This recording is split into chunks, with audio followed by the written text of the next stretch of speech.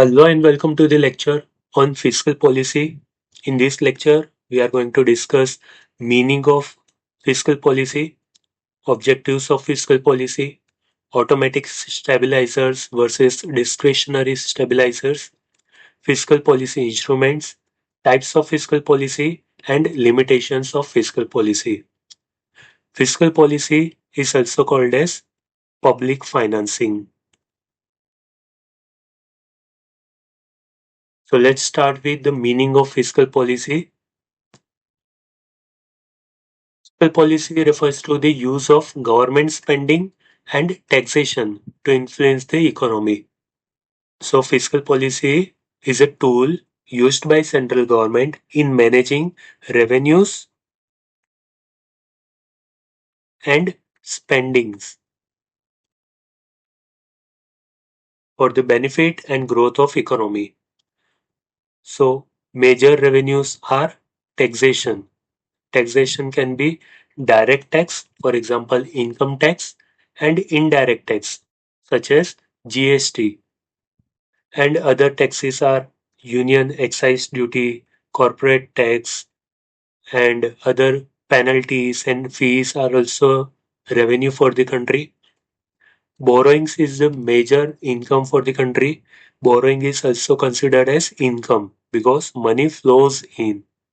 So borrowing is a major proportion. We are taking loan from the other country or from the World Bank. So if borrowing is more, then the repayment of that loan along with interest will be more. So major proportion from where money goes to the principal amount, repayment of principal amount and interest payment, then pension plan, defense sector, army and police department salary, then and that part of GST which is collected on behalf of the state and subsidies, etc.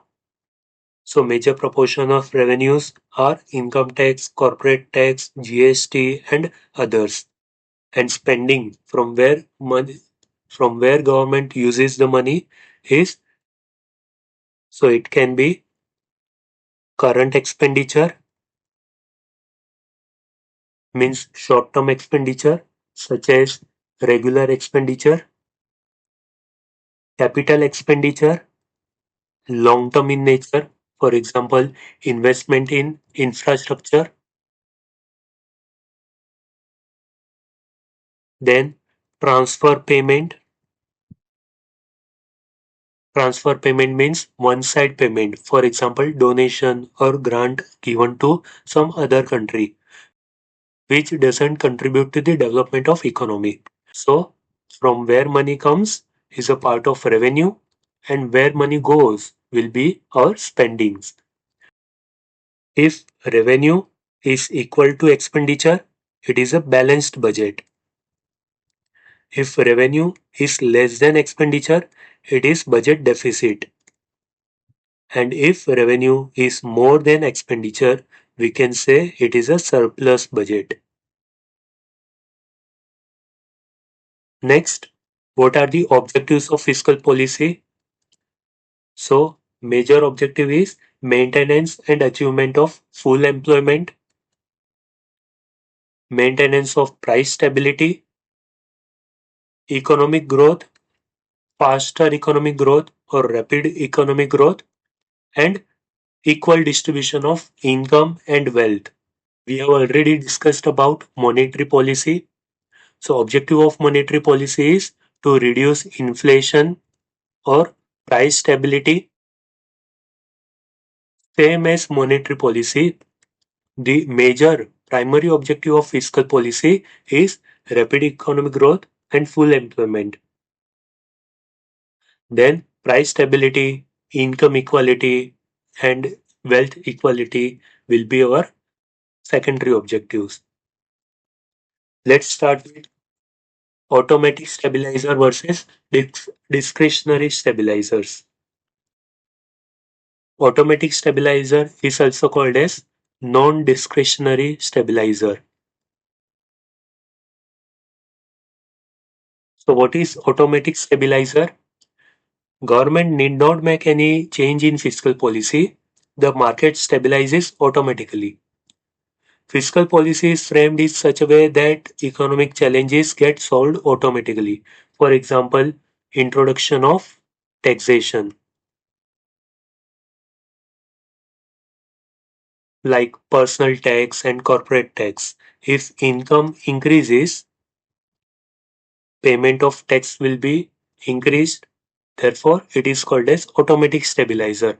Higher the income, higher the tax. Similarly, if the income of any person is lower, then he has to pay lower tax. So income tax is a part of automatic stabilizer for fiscal policy. If GDP is negative or is GDP is falling, it stabilizes automatically. And if GDP is over increasing, then also it gets controlled by itself. For example, during recession period, it means when GDP is falling and aggregate demand is also falling, therefore tax will be lesser.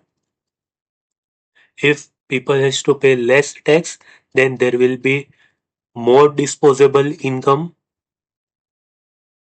Disposable income means money in hand will be more.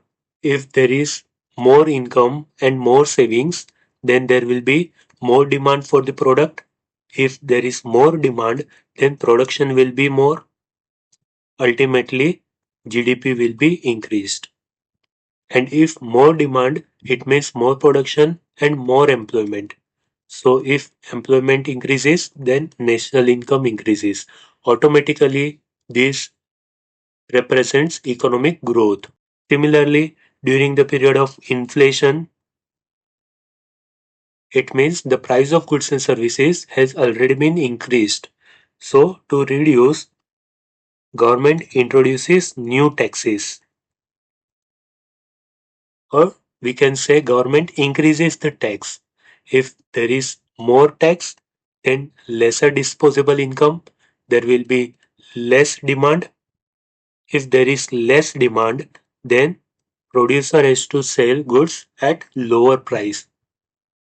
So automatically price will be reduced and inflation will be under control. And what is discretionary stabilizer? It means government takes some measures. For example, government spend more money on infrastructure for faster economic growth, or government will reduce tax. So if there is reduction in tax, then disposable income will be more and production will be more, higher the GDP, higher economic growth. To conclude, government influences economy either by way of changing level of taxation or types of taxation, or by changing spendings. So we can identify the formula for GDP. GDP equals to C plus I plus G plus NX. Net export. Net export means export minus import. Okay. What is C? Consumption. I for investment. G for government spendings. And NX means net export. Net export means export minus import. It can be positive. If export is more than import, then net export will be positive. If import is more than export, then net export will be negative. So consumption plus investment plus government spending plus net export will be equal to GDP. In this formula, only government spending can be directly influenced by government. All the other things will be independent.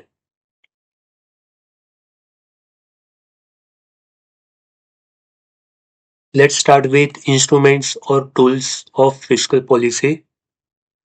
There are four major tools of fiscal policy: government expenditure, taxation, public debt, and government budget. So let's start with first point, government expenditure, which is also called as public spending. Government expenditure towards consumption,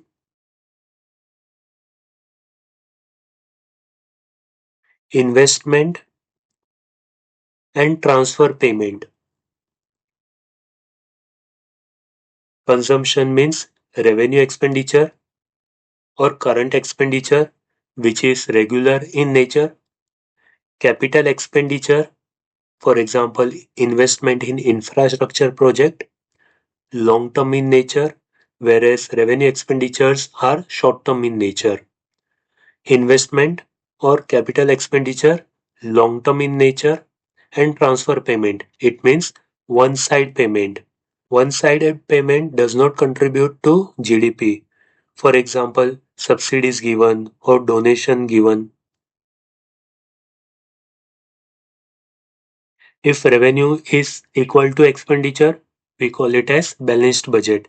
If revenue is less than expenditure, we call it as deficit budget or budget deficit. And if revenue is more than expenditure, we call it as surplus budget. Next, taxes. For example, during recession period, government reduces the tax.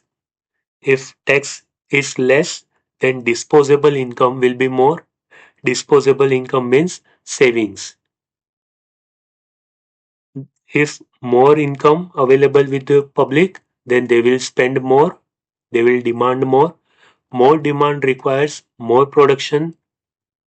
To meet higher demand, producer will produce more. If production is more, then there will be higher GDP. Ultimately, there will be economic growth. So recession period will be covered. Similarly, if there is inflation in the market, inflation means price of goods and services is overcharged. So government may increase tax. If taxes are increased, then there will be less disposable income available with the general public. If there is less income, then they will demand less. If they will demand less, then producer has to charge lower price. This is how inflation will be controlled. Next, public debt. There are two types of public debt, internal debt and external debt. Internal debt means government borrow money from general public, and external debt means government borrows from outside sources. So there are two forms of public debt, market loan and small savings. Forms of public debt. Market loans and from small savings. Market loan means government borrow money by selling treasury bills or government security or government bonds.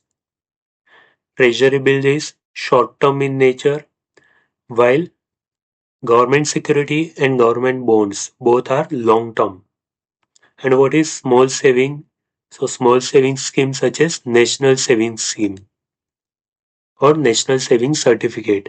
If government issues National Savings Certificate, government bond, government security, treasury bill, then public will purchase that security. Ultimately, the money flows from public to government and there will be lesser money available with the market. So this is how government generates revenue from internal market. Next is government budget. Government declares budget on 1st February of every year, which is also called as union budget. If revenue is equal to spending, then we call it as balanced budget. If revenue is more than spending, we call it as surplus budget. And if revenue is less than spending, then we call it as deficit budget. For example, if revenue is 1 lakh crore and expenditure or spending is 80,000 crore, then we call it as there is a surplus of 20,000 crore rupees. So these are the tools of fiscal policy or fiscal policy's instruments. Let's discuss types of fiscal policy, expansionary policy and contractionary policy. Expansionary policy is used when there is a recession period in the market, and contractionary policy is used when there is inflation in the market. Let's start with expansionary policy for combating recession. It is given by classical economists. According to classical economists, they say during recession period, when there is recession in the market, production will be reduced. Less production require less number of employees, so employment will be reduced. If employment reduces, there will be lesser wages and ultimately cost of production will be reduced. So there will be increase in supply. For example, this is aggregate demand curve and this is aggregate supply curve. This is a point at which price meet. So this is P and this will be Q, quantity demanded. If supply increases, if supply increases, it means aggregate supply curve will shift towards right hand side. Then there will be change in price. So what will be the price? P1. So price is reduced. So there will be reduction in price. But Keynes argued that classical economists were wrong. Wage rate does not change rapidly. So according to Keynes, during recession, government should increase expenditure and wage rate remains constant. So there will be increase in demand. So how does it work? So this is aggregate demand curve and this is aggregate supply curve. This is price and quantity and this is our equilibrium point.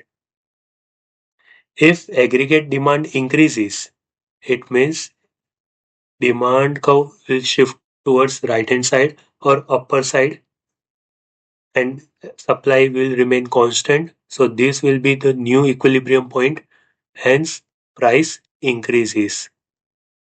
This is aggregate demand 1 curve. This is how price increases if aggregate supply remains constant. But during lockdown, people lost their job or got cut in salary. So classical economists were right because during recession period, wage rate reduced. It affected the wage rate. Let's discuss about recessionary gap versus contractionary gap. So on the x-axis, quantity demanded is given. On the y-axis, price is given. This is our original aggregate demand curve. This is aggregate demand 1, which represents aggregate demand at full employment. And this is our aggregate supply curve, which will remain constant. If present aggregate demand is lower than aggregate demand at full employment, there will be recessionary gap. This gap we can represent as this area.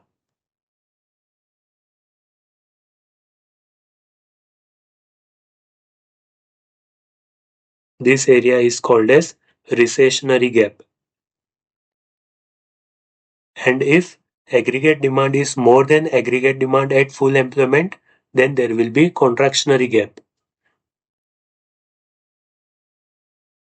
Let's continue with fiscal policy for long-term economic growth. Long-term economic growth can be achieved by increasing capital expenditure, that is, investing in infrastructure project. Fiscal policy for reduction in income inequality. Income inequality can be reduced by way of tax. As we know that there are two types of taxes, direct tax and indirect tax. Direct tax is progressive in nature. Progressive means if you are earning more income, then you have to pay more income tax. It means higher tax at higher slab rate. Therefore, it will not affect people with lower income.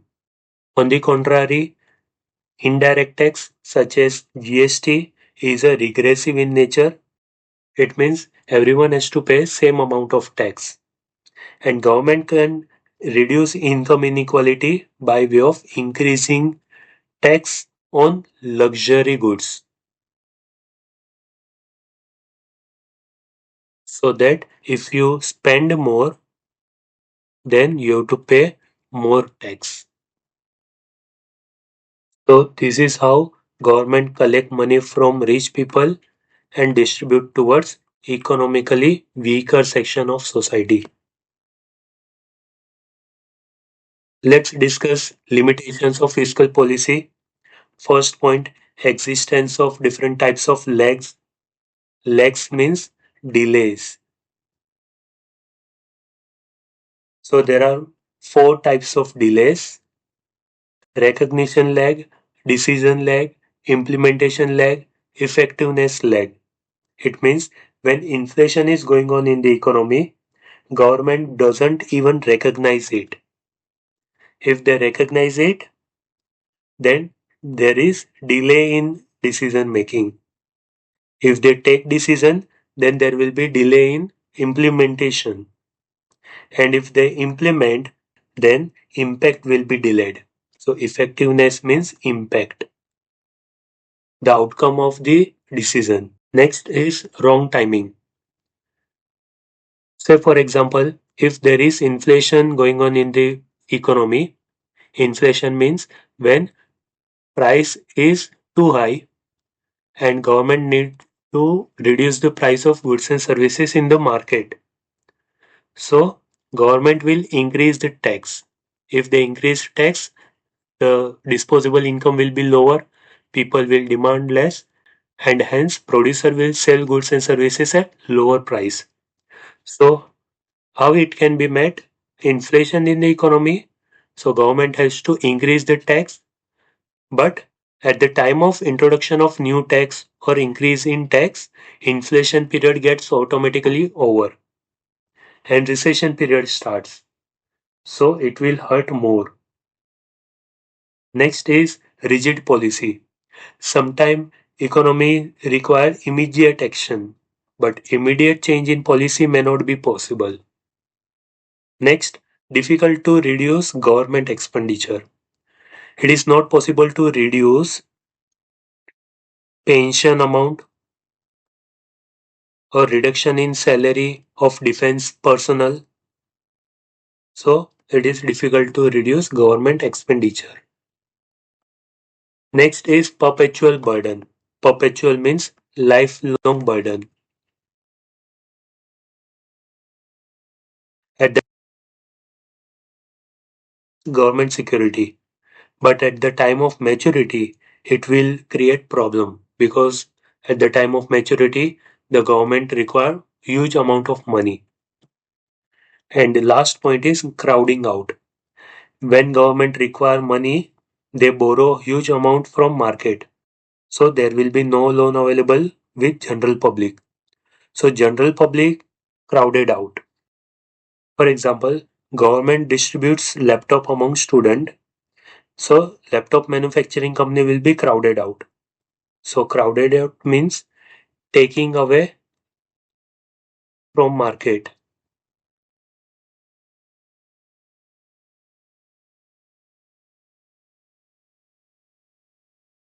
Let's distinguish between monetary policy and fiscal policy.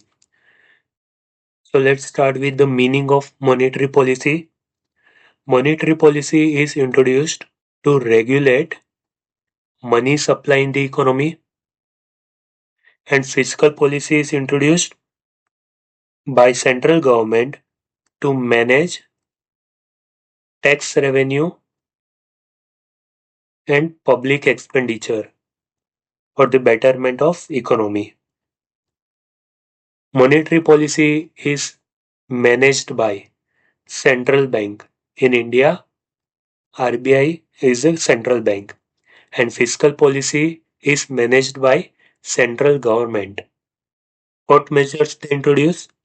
They change the interest rate to control money supply. And to measure fiscal policy, government change the tax revenue and capital expenditure. What is the primary objective of monetary policy? Price stability, and the primary objective of fiscal policy is economic growth. So these are the distinguish between monetary policy and fiscal policy.